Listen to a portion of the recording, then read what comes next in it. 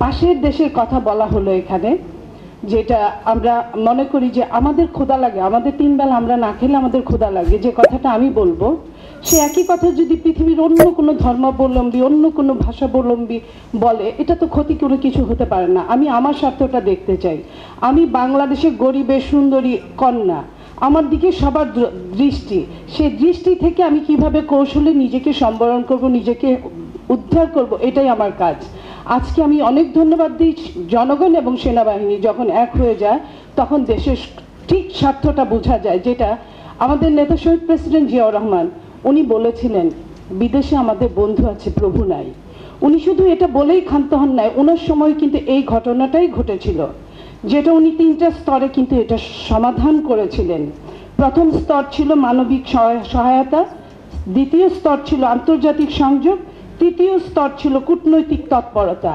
এই 3টার মাধ্যমে কিন্তু উনি এই 6 মাসের মধ্যে 78-এ উনি কিন্তু শরণার্থীদের পুনর্বাসিত করতে পেরেছিলেন মিয়ানমারে।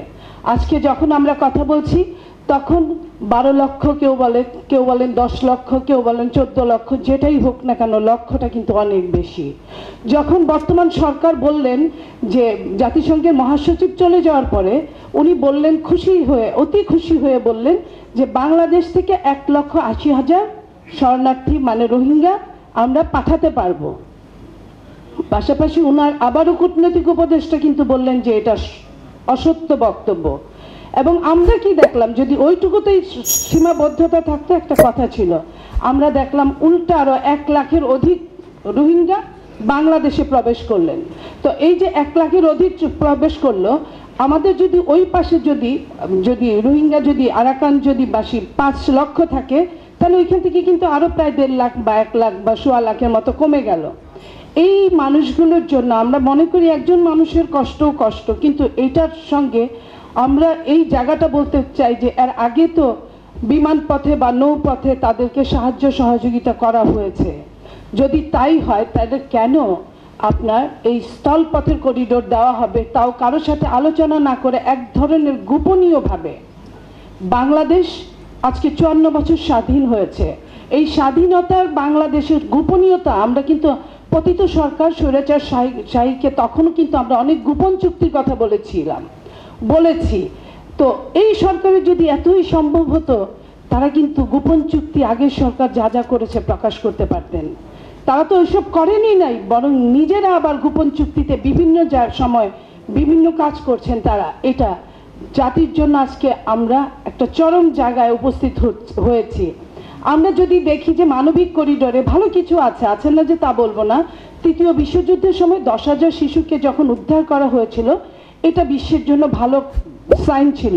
কিন্তু পরবর্তীতে আমরা যখন গাজার অপকৌশলকে দেখলাম, এই মানবিক করিডোরের নামে যখন গণহত্যা দেখলাম, অথবা আমরা যখন বসনিয়ায় দেখলাম মুসলিমদেরকে কিভাবে হত্যা করা হলো, আমরা যখন সুদানে দেখলাম, তো এইসব দেখে আমরা কিন্তু অলরেডি বুঝে গিয়েছি বাংলাদেশে কি হতে পারে। কারণ ইতিমধ্যে আমরা যখন কথা বলছি, এই কুকি চীনের প্রথমে শুনলাম যে 30,000 পোশাক কোনো একটা গার্মেন্টস থেকে পাওয়া গেল, তারপরেই আবার পরের দিন দেখলাম আরো 15,000 পাওয়া গেল। এই পোশাকগুলো কাদের জন্য বানানো হচ্ছে, কিসের জন্য বানানো হচ্ছে? এবং এই চট্টগ্রামের ওই জায়গাটার ওই সীমানা দিয়ে আপনার তাদের সামরিক সেনারা আপনার কিভাবে বাংলাদেশে 10 কিলো ভিতরে ঢুকে আপনার জলকেলির জন্য আসতে পারে, এটা কিন্তু আমাদের জন্য, আমাদের এমনিতেই স্বাধীনতা অনেক বেশি খর্ব হয়েছে। আমরা এর আগেও বলেছি বিগত সরকারের সময় যে আকাশপথ এতবার লঙ্ঘিত হলো বাংলাদেশের, ওই আপনার সেন্ট মার্টিনের দিকে ওই জায়গাগুলোর দিকে, সে নিয়ে কিন্তু সেই সরকারও কিছুই বলে নাই। আমাদের সেনাবাহিনীরা ওনারা অনেক কিছু জানে, ওনারা যেহেতু ওইখানে প্রায় অনেকেই ডিউটি করেছেন, বাট আমরা এইটুকু দূর থেকে জানি যে তাদের জীবনটাও কিন্তু ওইখানে নিরাপদ না। কারণ আমাদের সেনাবাহিনীদের যে গৌরবোজ্জ্বল জীবনটা, সেখানে কিন্তু ওই জায়গাটায় গিয়ে কিন্তু অনেকটাই তাদের মধ্যে বাধ্যবাধকতা থাকে, তাদের মধ্যে স্বাধীনতা থাকে না। সেই স্বাধীনতাটা কেন দেওয়া হয় না, বারবার সরকার কেন এই কাজগুলো করে, এই জিনিসগুলো কিন্তু আমাদের ভীষণভাবে নাড়া দেয়।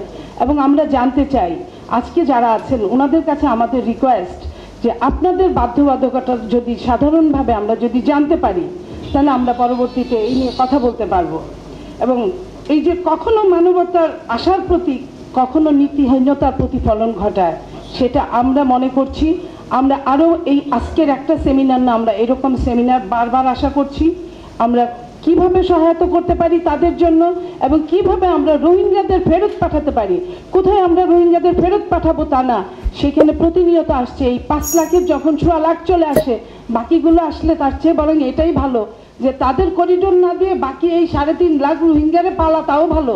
কিন্তু অবশ্যই আমরা করিডোরের পক্ষে যেতে পারি না।